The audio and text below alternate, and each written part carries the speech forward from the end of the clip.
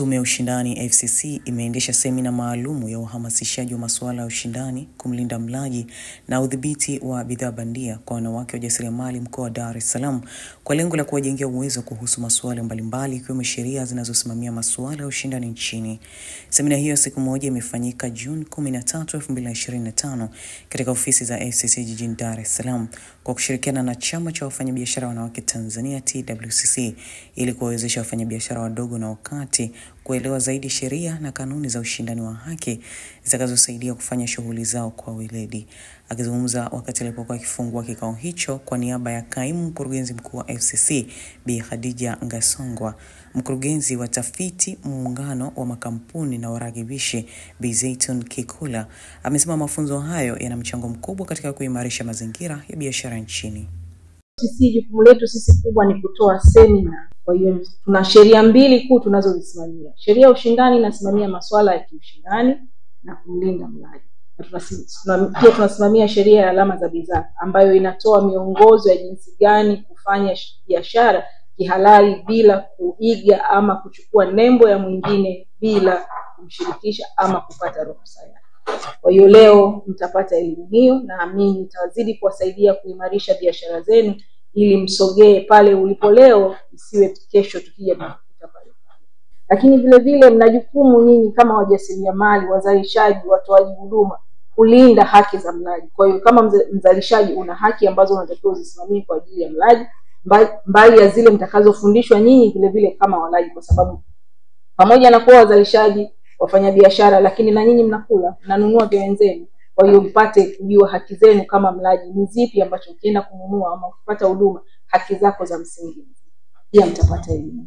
Na elimu nyingine ni elimu ya kupambana na bidhaa bandia. Ni kiasi gani ulinde mali yako unayozalisha, biashara yako unayozalisha, ili mtu mwingine asiweze kukopi alama yako, asiweze kukopi jina lako na kulitumia, na vile vile wewe usikopi ya mtu mwingine ukajikuta umeingia kwenye makosa.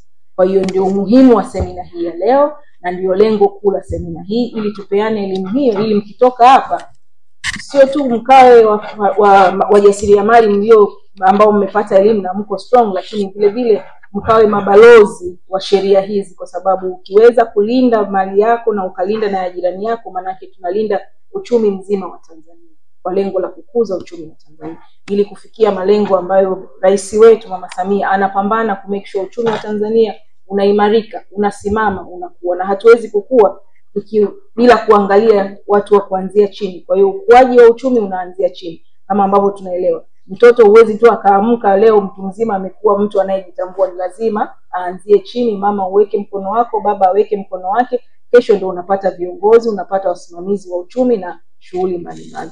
Ndio lengo kuu la semina hii.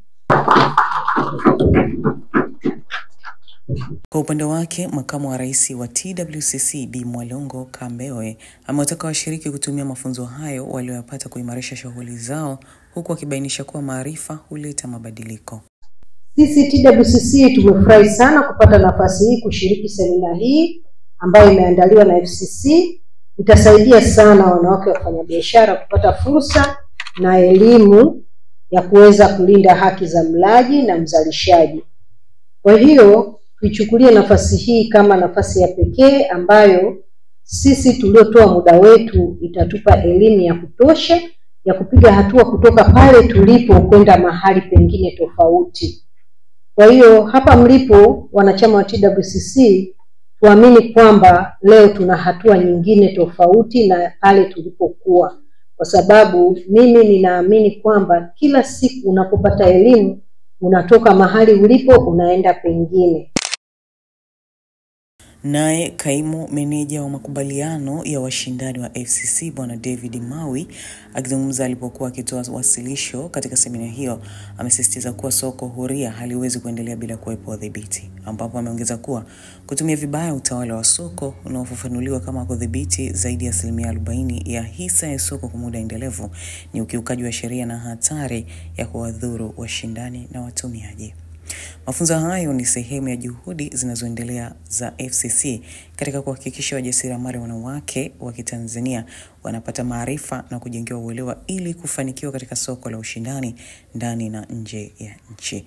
Mimi ni Jacque Martin, naendelea kufuatilia mtandao wetu wa kijamii ya Instagram, Facebook, X na TikTok kwa jina la Sat Media.